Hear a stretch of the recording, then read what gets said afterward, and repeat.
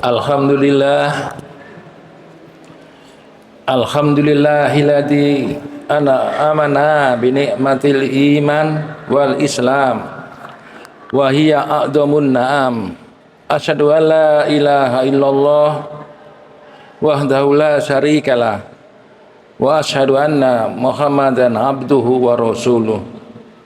Allahumma sholli wa sallam wa barik ala sayyidina Muhammadin wa ala alihi wa ashabihi wa man tabi'ahum bi ihsani illa yaumiddin.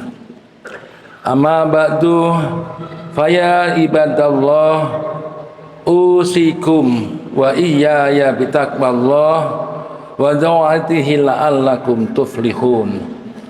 Qala Allahu ta'ala fil Qur'anil Karim, a'udzu billahi minas syaitonir rajim.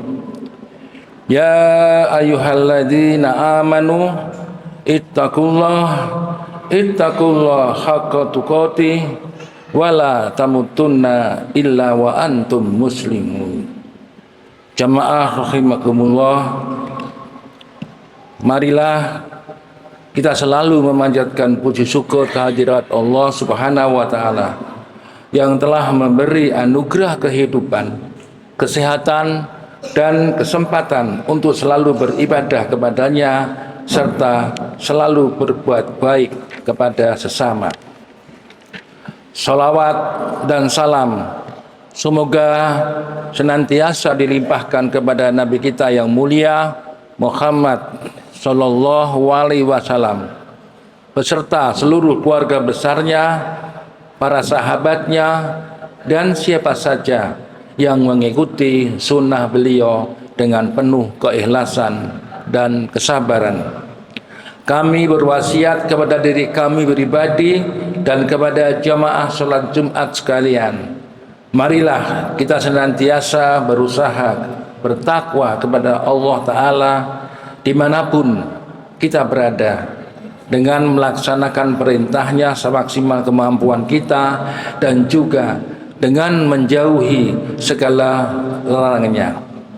Jamaah rahimakumullah, Allah menciptakan manusia bukanlah dengan maksud yang sia-sia.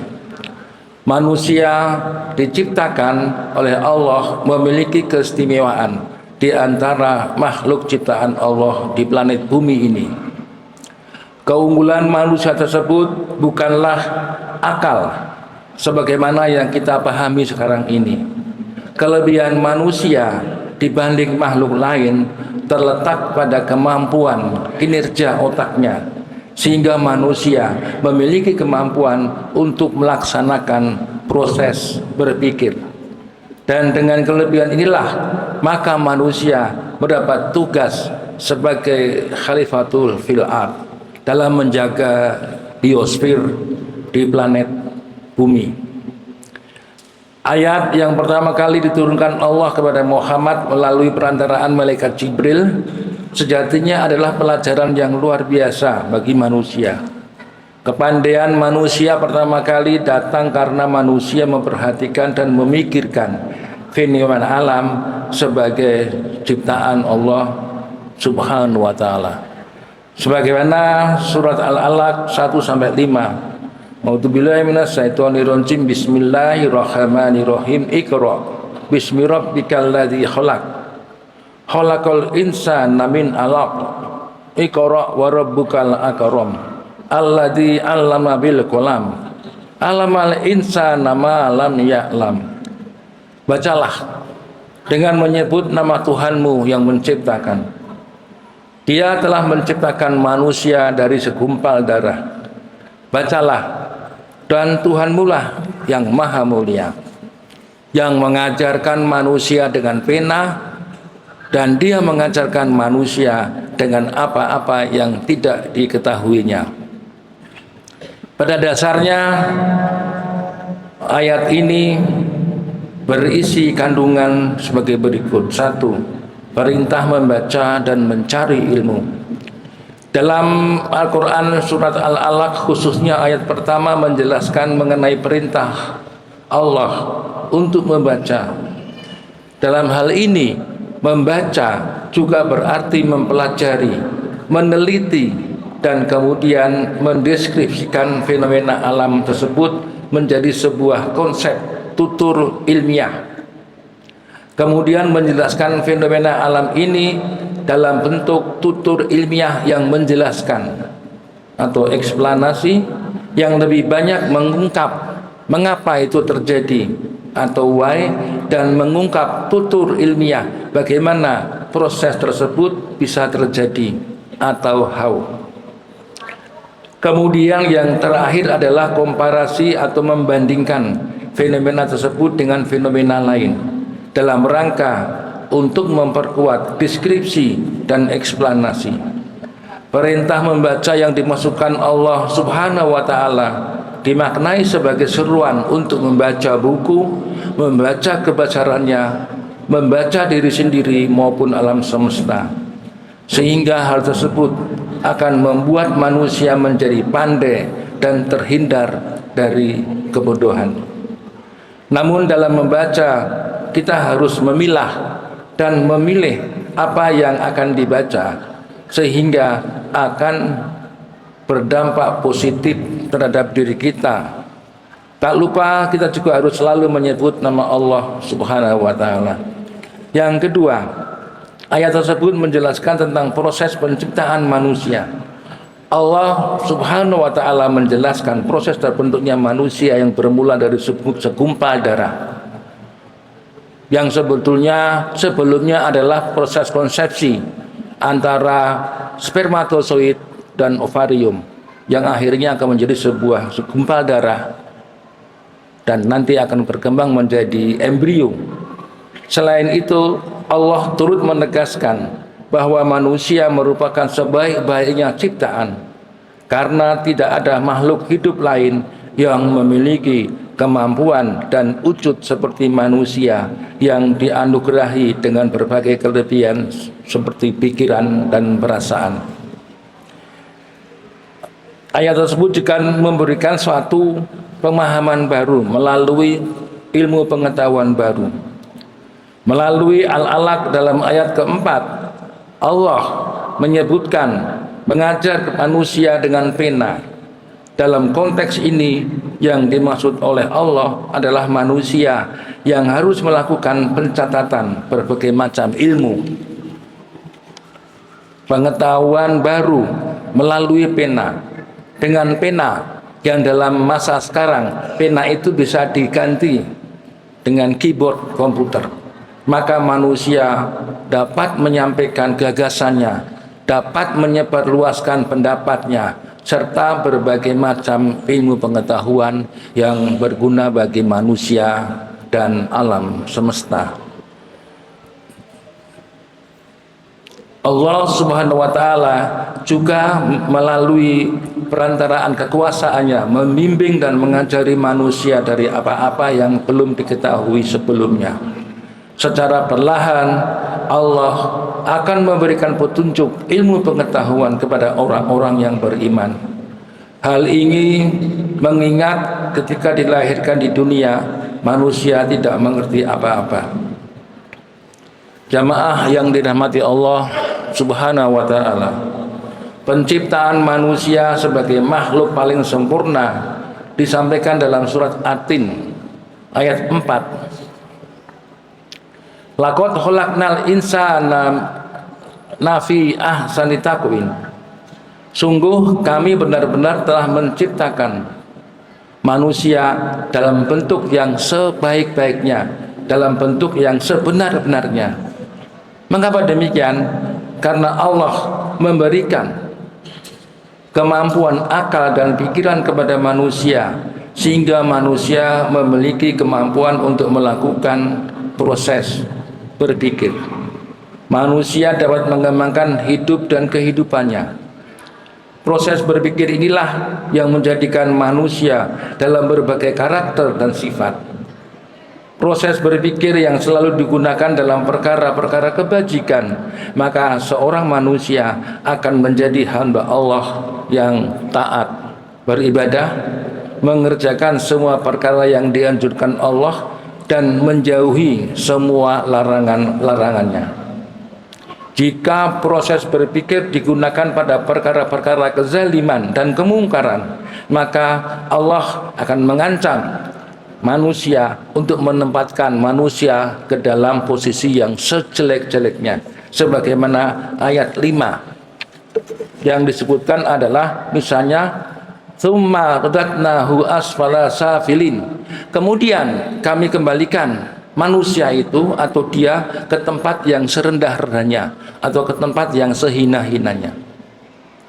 Jamaah rahimakumullah, kedudukan manusia di muka bumi adalah sebagai khalifatullah, makhluk yang dipilih Allah untuk memelihara kelestarian dan kedamaian di muka bumi. Konsep hubungan manusia dengan Tuhannya atau hablum minallah, hubungan antara sesama manusia dan antar pemeluk, hablum minannas, dan juga masih dilengkapi dengan hubungan manusia dengan alam atau hablum minal ard, sejatinya merupakan tugas utama manusia yang hadir di bumi. Oleh karena itu, banyak rektor perguruan tinggi yang menolak tawaran pemerintah untuk ikut mengelola tambang, karena 48% pengelolaan tambang batubara itu merusak lingkungan. Allah telah melimpahkan rahmat kepada manusia dalam bentuk kecerdasan, akal, dan kemampuan berpikir sistemik, sehingga manusia dapat menciptakan alat bantu dalam menyelesaikan tugas-tugasnya. Alat bantu inilah yang kemudian disebut dengan ilmu pengetahuan dan teknologi. Rahmat Allah, kecerdasan akal dan kemampuan berpikir inilah yang seharusnya digunakan manusia untuk beribadah dan mendekatkan diri kepada Allah Subhanahu wa ta'ala. Sebagai khalifatullah fil ard, manusia dihadapkan kepada dua pilihan, yaitu lewat ilmunya manusia dapat meningkatkan penghambaan diri kepada Allah, atau menuruti nafsunya, nafsu dunianya, sehingga manusia menjadi perusak nomor wahid di muka bumi. Seberapapun kemajuan teknologi ciptaan manusia, itu hanya sekadar alat untuk memudahkan manusia mengarungi kehidupan di muka bumi. Ilmu pengetahuan dan teknologi bagaikan pisau yang bermata dua, bermanfaat atau membahayakan.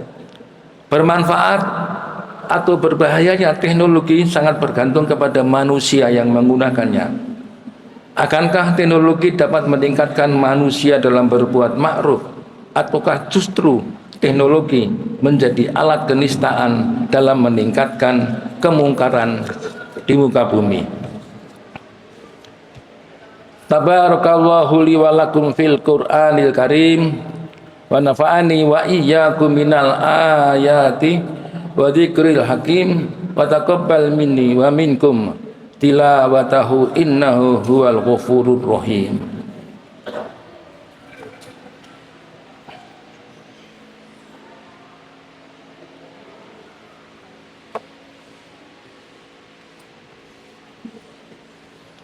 Ahmadu Rabbi waskuru wa asyhadu an la ilaha illallah wahdahu la syarikalah wa asyhadu anna nabiyyina Muhammadan abduhu wa rasuluh. Allahumma sholli ala nabiyyina Muhammadin wa ala alihi wa man tabi'ahum bi ihsani ila yaumiddin. Jamaah yang dirahmati Allah, Al-Alaq ayat 1 sampai dengan 5 memberikan pelajaran kepada kita bahwasanya Allah menghendaki agar umatnya menjadi manusia yang tahu, yang paham melalui penguasaan ilmu pengetahuan. Ayat 5 menyebutkan adalah alamal insana ma lam ya'lam, bahwasanya hanya Allah lah yang mengajarkan manusia dari sesuatu yang tidak diketahui. Kandungan surat Ad-Din ayat 4 dan 5 sungguh telah memberikan pelajaran kepada kita sesama manusia. Derajat tinggi yang dikaruniakan Allah kepada manusia hendaklah dimanfaatkan semaksimal mungkin guna meningkatkan iman dan takwa kita kepadanya.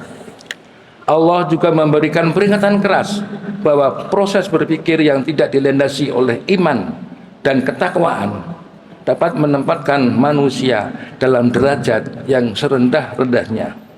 Sebagai pengakhir khutbah ini, marilah kita selalu mengingatkan akan penggolongan 4 manusia atas pengetahuan yang dimiliki. 1. Ada manusia yang tahu kalau dirinya tahu. Kedua, ada manusia yang tahu kalau dirinya tidak tahu.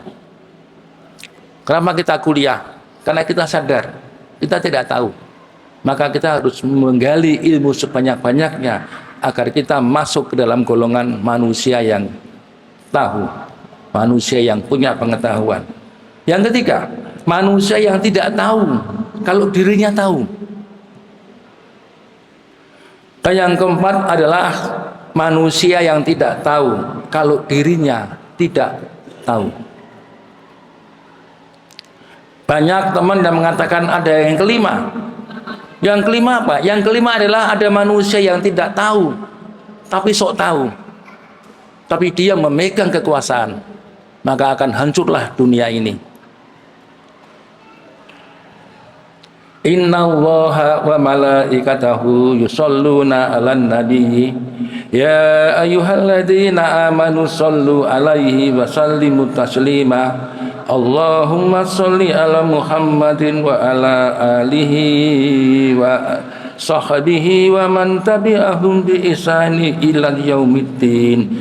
Allahumma fil lil muslimina wal muslimat wal mu'minina wal mu'minat al ahya'i minhum wal anwat innaka sami'un qaribun mujibun ta'wat ya qadiyal hajat.